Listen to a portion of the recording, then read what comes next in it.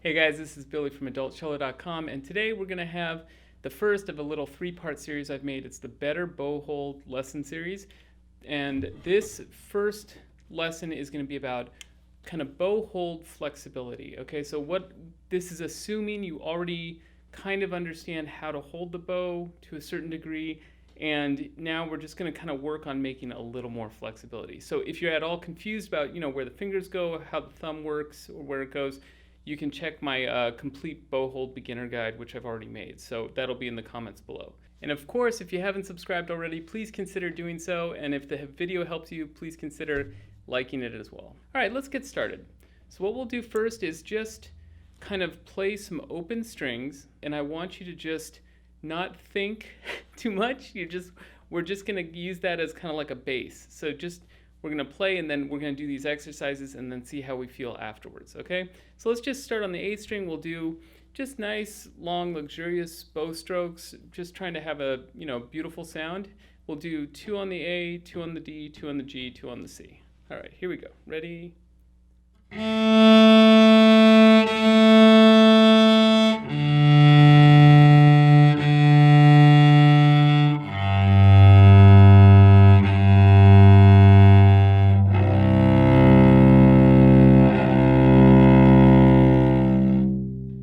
Okay, so that's hopefully a pretty good indication of kind of where your bow hand and bow hold is at the moment, because we haven't done anything. Now let's start working on loosening everything up, okay? So the first thing we'll do is just kind of a bow finger flexibility exercise. What I'm going to do is take my regular grip. So for me, that's 1 on the leather, 2 on the metal, 3 and 4 just draped. And then for this exercise, I'm going to go ahead and put the pinky on the top of the stick, okay? And then thumb is just in the regular spot. And now I'm going to take the bow with the left hand as well so that we don't drop it. And I'm just going to relax the fingers down. What I'm really doing is making a tabletop with the top of my arm, the kind of wrist area, and the top of my hand. So we're going to maintain this kind of straight tabletop the whole time. So I just relax the fingers down, and the thumb also relaxes, straightens out a bit. And then we're going to pull up together, boom, like this. So the fingers are pulling up, okay? We'll do that 3 times together, okay? Ready? 1, 2, 3. And go, and go. Okay, so if you're new to this, what this looks like without the bow is this row of knuckles right here, this kind of first row of my finger digits. That's going to come and be kind of an extension on this tabletop. That's the goal. So we're hinging at the fingers and bringing, it's almost I'm like, oh, check out my nails, kind of like that, okay? The thumb has to come along for the ride. So the thumb, I sometimes when I explain it, I think of like one of those sock puppets, and it's like the mouth of a sock puppet or a hand puppet, whatever, the little mouth you make. So the thumb is going to come up with the fingers. So this is what it's going to look like. Okay, let's do that again. We'll do 5 of these reps. Okay, so you're just trying to coax some flexibility into the thumb, and the thumb is lifting this way. Okay, so it's not pushing into the stick at all, and the fingers are just pulling up. Here we go. 1, 2, 3, up, relax, up, relax, up. 2 more, up, and 1 more, up. Okay, so this is not going to be like a physical exertion. What you want to make sure though is that you're not bending and lifting it from the wrist. Yes, the bow is coming up, but if you look, my fingers aren't really flexing or more flexible than they were previously. It's just my wrist is hinging. Okay, and same with the, obviously you don't want to move the arm as well. That brings the bow up, but again, it's not the fingers doing the work. All right, so that's a really good exercise for flexibility. Let's move right along. And now, this is the problem with a lot of people. We go to hold the bow, and that kind of pinching mechanism with the thumb and the fingers, it's so easy to engage that. One thing I also like to show my students is just to we're going to take the bow again in the left hand, and then we're just going to drape the fingers nice and heavy. Okay, thumb's not even connected. All I want to do is almost like this, the stick of the bow here where the frog is, like it's a basketball, and I'm just dribbling the basketball. That kind of feeling, because I want the left hand is holding the bow, and then I want the right hand, the fingers, to really, like, in a relaxed, loose way, drape over the stick. Okay? I think it's easy psychologically. We think about holding the bow, all the difficulty, and then, suddenly, no matter what we're doing, we have a huge space between, the kind of palm of our hand and our stick, and that space never decreases. So this is to kind of show you that what your fingers feel like if you just drape, okay? Then you're just dribbling a basketball. You can also kind of keep the fingers in place on the stick once you've draped, and then just also kind of wiggle side to side. So it's just kind of getting the fingers used to sitting heavy on the stick and not having any kind of extra tension in them, okay? Cool. So just bounce a little bit more. Great. Okay, that's very nice. Now, let's talk a little bit more about flexibility on the actual string. So we'll just go on to the D string now. And what I'm going to do is it's like a push-pull, or we'll start with pull. So it's a pull-push kind of mechanism. It really helped me when I was first kind of getting comfortable with my grip and also learning how to undo a lot of the tension I had. A lot of it was me just having this kind of grip I enforced with all the fingers together, gripping the same amount, and then just moving the arm back and forth. And the truth is, as you move the bow from the frog all the way to the tip and back, your fingers will be doing different things at different times. Okay, so they need to have that flexibility to move. So what we're going to do here is almost like a tug-of-war feeling, and that's just to teach you how to really engage with that first finger, okay? So I'm going to put on the D string, and what I'm going to do is I'm going to pull with my right arm, okay? And I'm going to try to tug with, first finger, thumb, second finger also. You could even leave 3 and 4 off the stick if you wanted for this, just to really channel the energy through these first 2 fingers, all right? And then with the left hand, what I'm doing is I think of almost like a resistance band for exercise. So you're just going to grip the stick just enough that if you work hard enough, you can pull the stick through your fingers. So you're not going to squeeze the life out of the stick, but give it some resistance, okay? So we're going to pull first. So I'm going to load up. I already feel like I'm tugging the stick in 2 different directions. And then, okay, and I'm just focusing on that first finger and really pulling kind of in a horizontal way, okay? Like really tugging on the side of the finger. The sound will be awful. The sound is not the point here. The point is to kind of channel the sensation you need for the fingers, okay?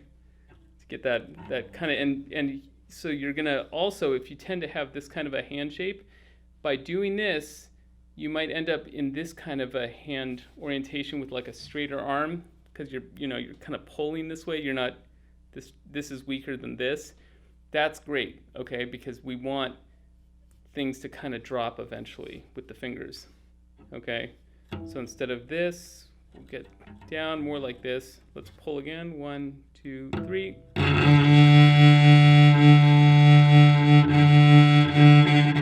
Okay, so I'm just adding resistance with the left hand. One more time, then we're going to come the other way. Come in from the tip. 1, 2, 3.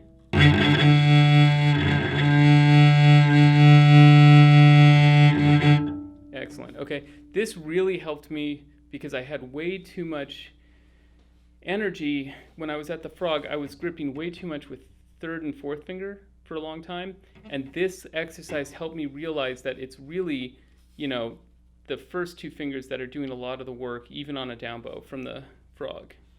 Okay, so now we're going to do the opposite thing. We're going to do an up bow, and so it's almost like we're going to make the tops of our hands kind of kiss. Okay, so we're holding from the tip, and we're going to kind of, again, with resistance, and we're going to do something like this on the string. Okay, so now you may not end up pronating this much and flopping over this much on your up bows, but what we're doing right now is promoting flexibility. Okay, so that basically you don't have like a cement stick of a arm and hand and fingers and then just kind of move. So allow yourself to try to achieve something like this shape. Okay, so I'll go ahead, put it on the tip of the D string, and again, I'm not gonna it's just gonna pass through my left hand, and the left hand fingers are gonna add resistance just so that you really feel like you have to push, turn your hand over, pronate, and push through. Okay, here we go. 1, 2, 3.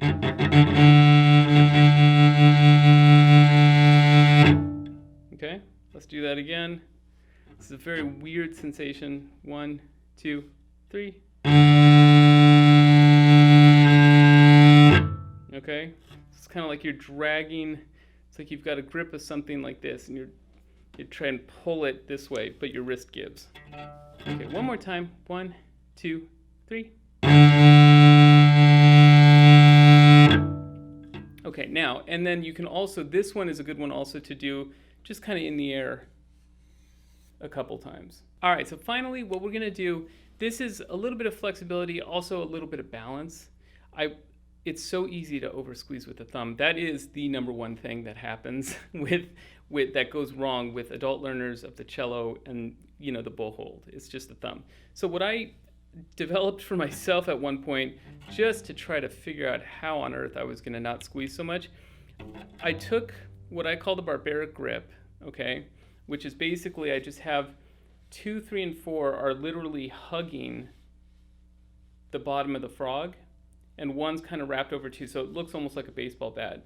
We're gonna go to the frog, and we're just gonna stay at the frog, and we're only gonna move the bow like an inch or 2. If you move it more than that, there's a chance you'll drop the bow. So this is really just to learn. It's connected to this feeling. This what we did with the basketball dribbling is I'm gonna take the bow. I've got this Barbaric grip, and I'm at the frog on the G string now. And what I'm gonna do is I'm just gonna take the thumb off, okay? So the thumb, hopefully you can see that, the thumb is dangling below the frog. It's not touching the frog at all. And so what I'm doing here, I have, the rest of my bow arm is pretty standard, and what I'm trying to do is learn how to sink weight into the string without engaging the thumb. So it's just this kind of a feeling with the fingers heavy on the stick. Okay, and you just an inch or 2 because you just need to get the sensation of sinking in without having the thumb involved.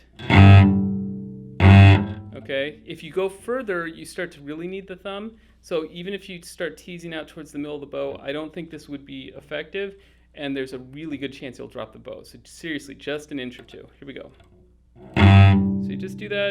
You can do it on any string. So it's teaching you to kind of, what I feel like I'm doing is I'm heavy in the fingers, okay? Because if I'm not, then there would be no way to hold it to the string, and I'm pinning the hair to the string with my fingers, and I'm sort of pulling the bow in towards me. That's the feeling I have. And that was a very different feeling when I started doing this compared to what I used to do beforehand. Then, after you've done this a few times, go ahead, reattach the thumb in the right place, but you still have a totally collapsed hand. So don't pop way back up if that's a tendency of yours. So you still have that kind of collapsed hand on the stick. You just add the thumb, so now everything is really kind of collapsed down. And same feeling. So the thumb is technically in the right place, but it's not actively involved. Okay? So that's teaching you how to start your bow stroke off without too much in the thumb.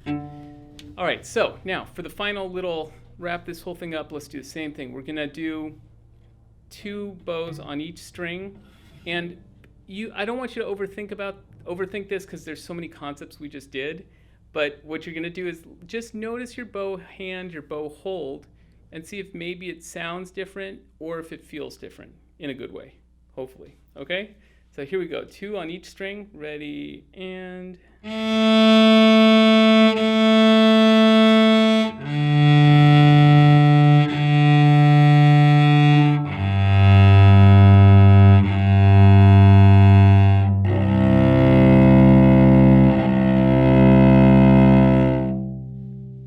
Okay, so when I talk about feeling better, you might say, you know, I actually noticed my first finger does more. I noticed differences in my fingers. It felt more relaxed when I was holding it. I noticed I'm not pushing with the thumb.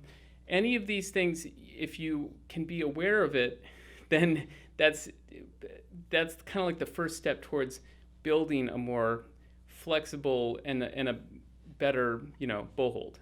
Is you just want to be aware of what's needed, and then you can kind of try to move in that direction physically. Okay, so work on these 4, and you can always just do one of these exercises and then check to see if there's any difference. Okay? All right, I'll see you next week for part 2.